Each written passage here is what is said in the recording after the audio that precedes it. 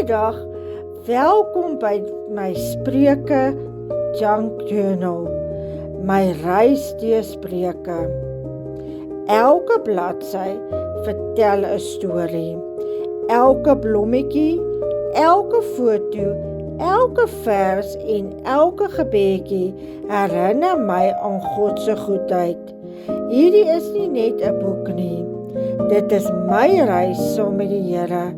Ek leer elke dag meer oor die wysheid, geloof, liefde en vertroue. Spreuke 3 vers 5 sê, vertrou op die Here met jou hele hart en steun nie op jou eie verstand nie. Ek bid